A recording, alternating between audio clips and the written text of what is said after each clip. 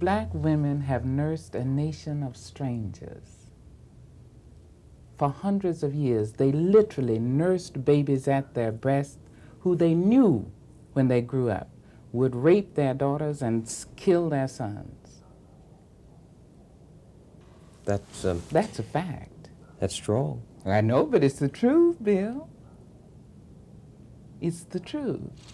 Singer, teacher, dancer, poet, authoress, actress, editor, songwriter, playwright. Someone has said Maya Angelou's career has touched more bases than Henry Aaron. Yet all these categories fail to do justice to the scope of her life.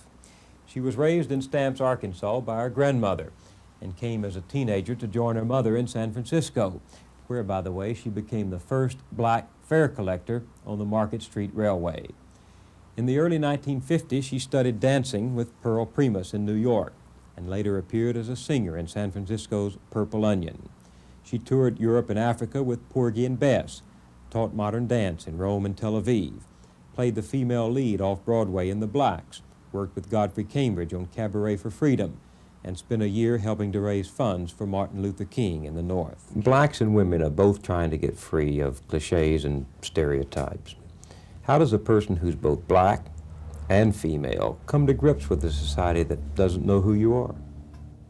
Well, one works at it, certainly. Being free is as difficult and as perpetual, or rather fighting for one's freedom. Struggling toward being free is like struggling to be a poet, or a good Christian, or a good Jew, or a good Muslim, a good Zen Buddhist. You work all day long and achieve some kind of level of success by nightfall, go to sleep, and wake up the next morning with the job still to be done. So you start all over again. I don't know if the society doesn't know who I am. And I mean I woman, I black, I human. I don't know if I quite believe that. I think it knows and doesn't itself want to cope. And that is the society's problem, not mine. What do you mean it doesn't want to cope? It doesn't want to deal with the human quality of me. Stereotypes are easy. Exactly. Categories are more yeah, manageable. Exactly. All you have to do, you see, is put a label on somebody. And then you don't have to deal with the physical fact. You don't have to wonder if they are waiting for the Easter Bunny or love Christmas or, you know, love their parents and hate small kids and are fearful of dogs. If you say, oh, that's a junkie, that's a Jew, that's the end of it. Are black women still wearing these myths, these labels, these categories? Well, black women wear them only in white people's eyes, in the white society's eyes. You see, black women have been incredibly free to struggle for hundreds of years. And the story of the black woman is about the most noble story I know of mankind, in the history of man. We were brought here from societies which had matrilineal inheritance in West Africa, which matrilineal inheritance still obtains in West Africa. That is, children inherit from their mother's family, so that things stay in the mother's bloodline. But in Africa, there's patrilineal control, so the father can decide where he wants his children to go to school, who he wants them to marry, and things, really important things. Mm-hmm. Well, slavery obviously ruled out any chance of patrilineal control. But there was the matrilineal dominance, which went underground. And after slavery, the black woman until 1940 was the one in the family who was able to make a living, because the black men couldn't get jobs. And didn't that give rise to this image of matriarchal ogres, I think is your term? I know. It's just, and it's not fair. It's not the total picture. But it would be very valuable, I think, if the people who would use the pejorative, use matriarchy as a pejorative, would do some homework and see where it came from and why the black woman at some point begins to believe her own publicity. You see, she's asked to be strong, so she's strong. And she sees how strong she is, she becomes a little bit stronger. And she becomes a bit larger than life. The white woman, on the other hand, has agreed to being a victim. And a woman named Bea Richards, a great poet, a great actress, wrote a poem, The Black Woman Speaks to White Womanhood, in which she says that white women, who were brought here many times almost as much slaves as black women, you know, to marry, she says, if they did appraise my teeth, they checked out your thigh and sold you to the highest bidder, the same as I. And yet, she goes on in her poem to say, yet you settled down, and when you saw my children sold, you gave no reproach, but for an added brooch, settled down in your pink slavery, and thought that enduring my slavery, or allowing it to happen, would make yours less. She said, you never noticed that the bracelet you took was really a chain, and the necklace you accepted throttled your speech. Now, there's a great difference in the white American woman and the black American woman. Well, do you think that women's liberation is a white woman's fantasy? No, certainly not a fantasy. Not a fantasy. Necessity. A necessity. They definitely need it. Does it say anything to black women? Very little, I'm afraid. You see, white women have been made to feel in this society that they are superfluous. A white man can run his society. Not superfluous in bed, not superfluous in the home, not superfluous in No, excuse me, Bill, I didn't mean that. I mean to run his world. He can send his rockets to the moon, and the little woman can sit at home. He can keep that camera rolling. And I love seeing you bring in some women in the crew. It just made me love you more, because I already did that. But generally, it makes the white American man, makes the white American woman, maybe not superfluous, but just a kind of decoration. As not really important to the turning around of the wheels of state. Well, the black American woman has never been able to feel that way. No black American man at any time in our history in the United States has been able to feel that he didn't need that black woman right against him, shoulder to shoulder. In that cotton field, on the auction block, in the ghetto, wherever, that black woman is an integral, if not a most important part of a family unit. There is a kind of strength that is almost frightening in black women. It's as if a steel rod runs right through the head down to the feet. And I believe that we have to thank black women not only for keeping the black family alive, but the white family. Why is that? Because black women have nursed a nation of strangers.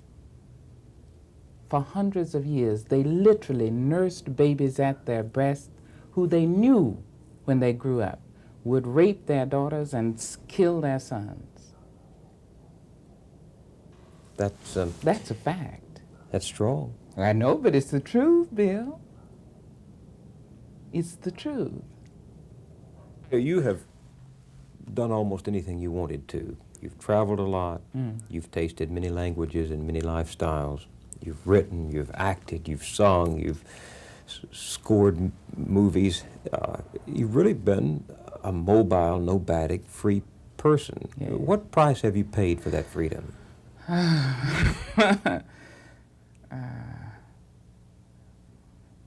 Well, at some point, you only are free when you realize you belong no place.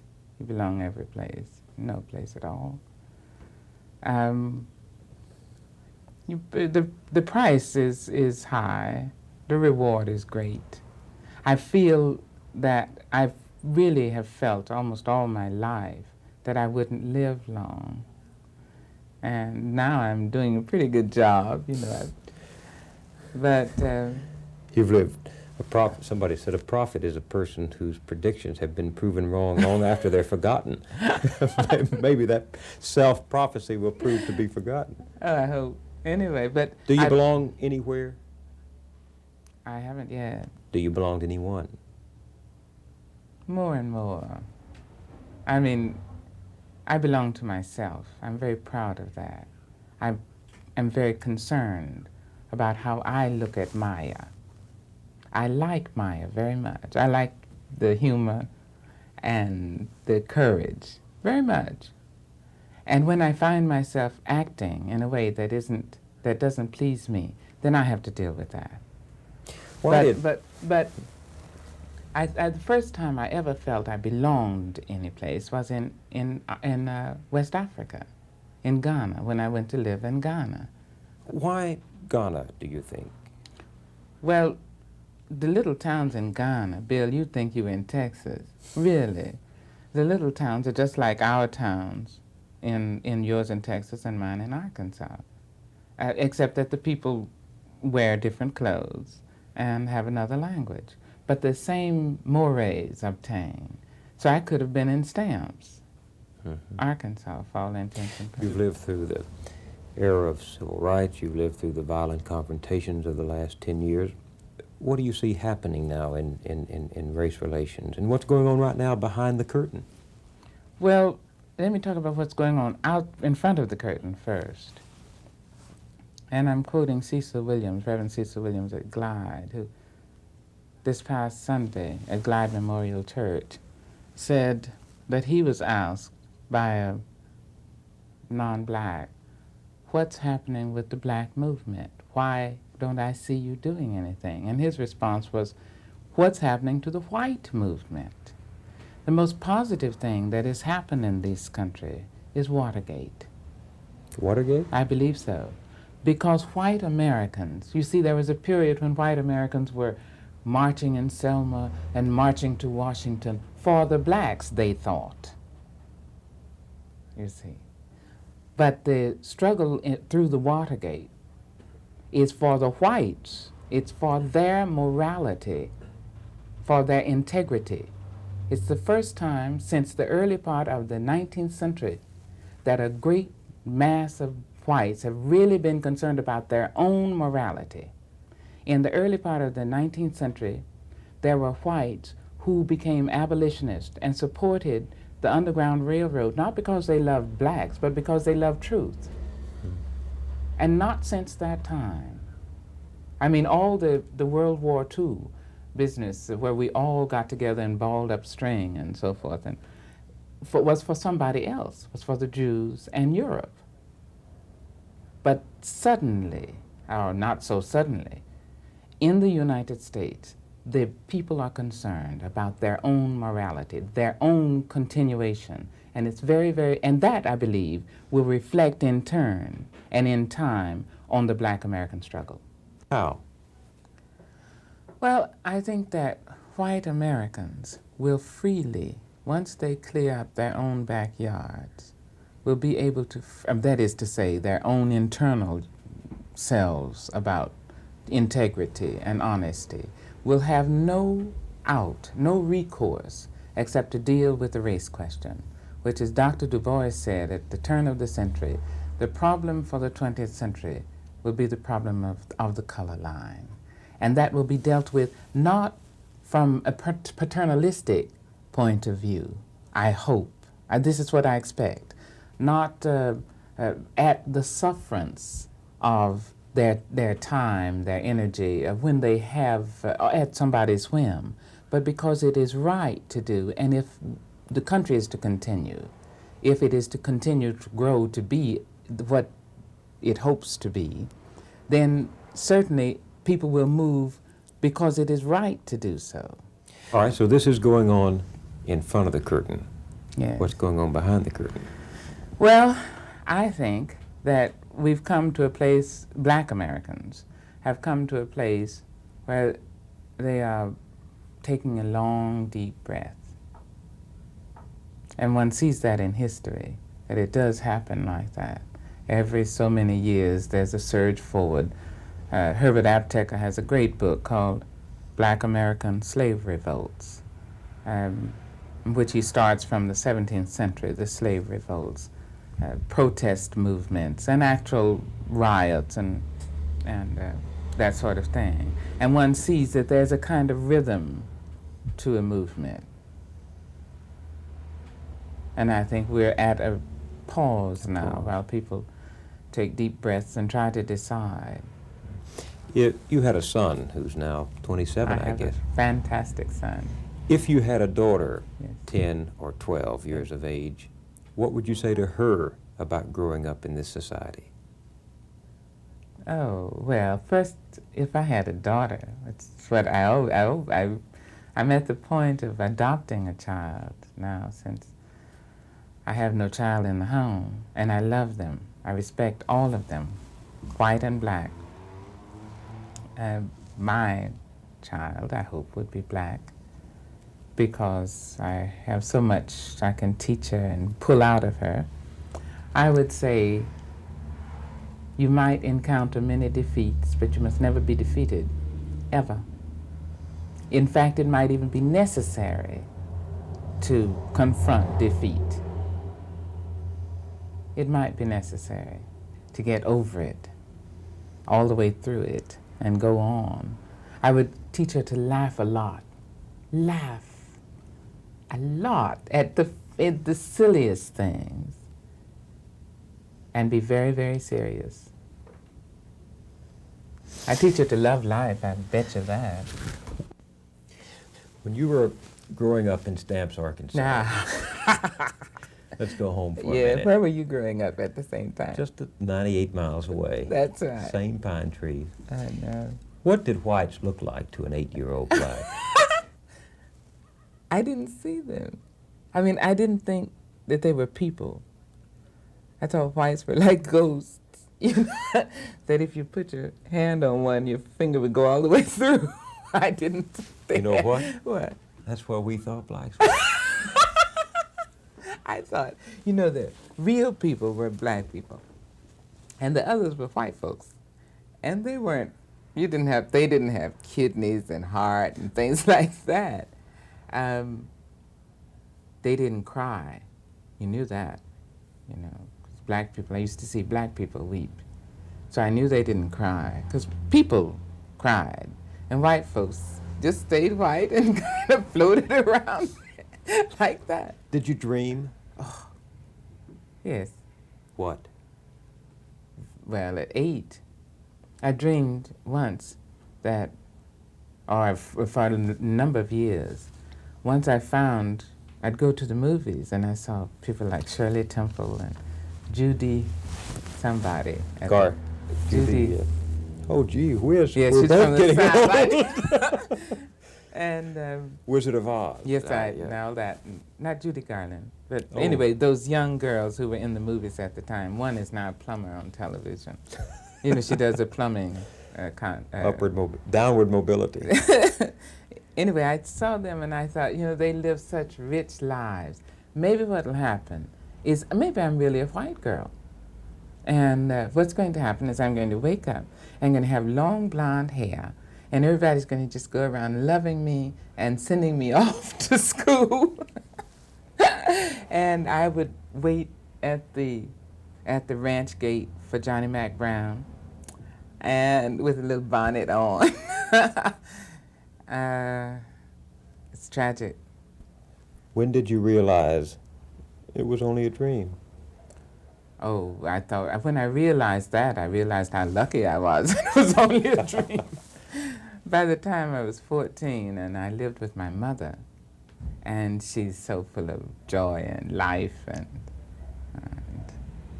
I was her baby. So then that became better than being anything else in the world. That world wasn't at all open to you. How did you manage to stay open to the world, open to hope? Well, I think you get to a place where you realize you have nothing to lose. Nothing at all. Then you have no reason to bind yourself. I had no reason to hold on. I found it stupid to hold on, to close myself up and hold within me nothing, to protect nothing. So I decided to try everything, to keep myself wide open to human beings, all human beings, seeing them as I understand them to be, not as they wish they were, but as I understand them to be, very truthfully, not idealistically, but realistically.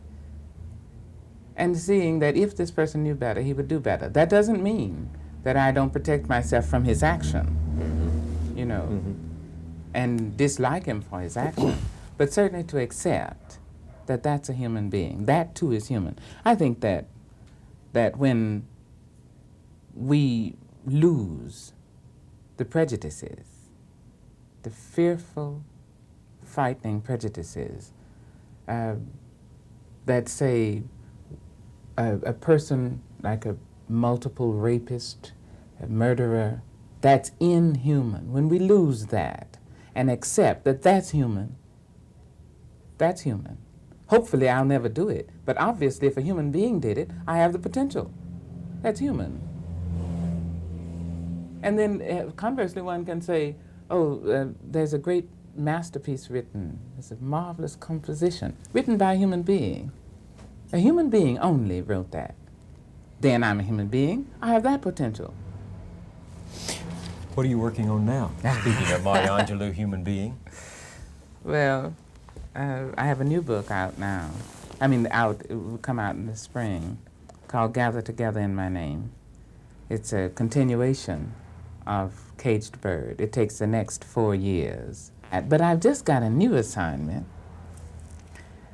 yesterday to do an adaptation of Sophocles' Ajax for the Los Angeles Mark Taper Forum.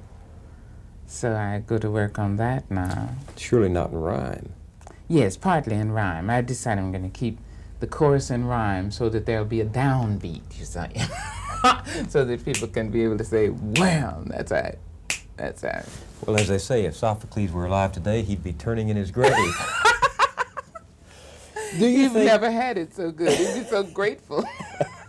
Do you think that white critics have a right to judge black artists? Well, certainly I think they have a right. It would help if they understood what they were talking about. Quite often, there are allusions made in black American writing. There are rhythms set in the writing and counter rhythms, which mean a great deal to blacks. A white American can come in and he'll understand, hopefully, the gist. And that's what one is talking about. The other is sort of in talk. I think that it's dangerous if we start setting up white critics as the end-all, be-all of a piece of work by a black writer, a black musician. Because there's a poem in a book of mine called Harlem Hopscotch. Now, hopscotch, anywhere it's done is jump, dun, dun, jump, dun, dun, jump, dun, dun, jump, as we know. But in Harlem, that's basic. But there are other counter rhythms that are going on so that the kids jump, dun-cha-jump, bum, jun-cha-cha-cha, bum-bum, jun-cha-cha-cha, bum. See? So the poem says, says, 1 foot down, then hop is hot. Good things for the ones that's got. Another jump, now to the left. Everybody for himself. In the air, now both feet down. Since you're black, don't stick around. Food is gone, rent is due. You cuss and jump, and then you jump too. Everybody's out of work. You call for 3 and then twist and jerk. Count the line, they count you out, but that's what hopping's all about. Both feet down, the game is done. They think you lost, and I think you won. Now, when a non-black critic approaches the word, he's going to see the social implications in the lines, which are there, hopefully, because the kids who are jumping hopscotch in Harlem are thinking different thoughts than those who are jumping hopscotch on Park Avenue or in the Pacific Heights or whatever. But he will not hear what cracks up a black American audience when they hear it, because it's such a thing. So he misses a great deal of... Well, here we may get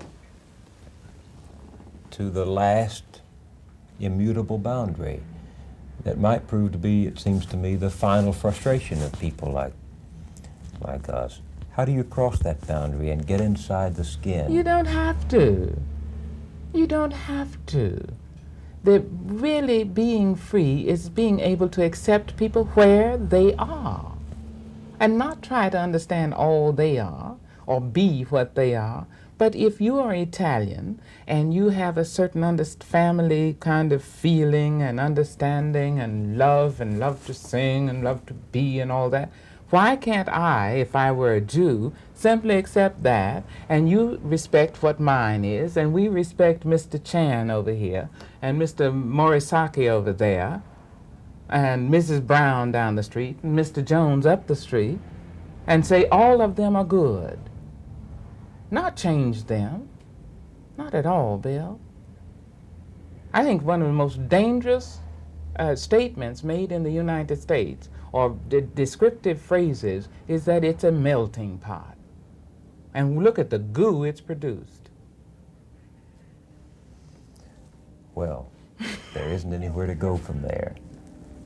So I thank you for spending this time with public television, and I wish your new segment of your autobiography great success. Thank you.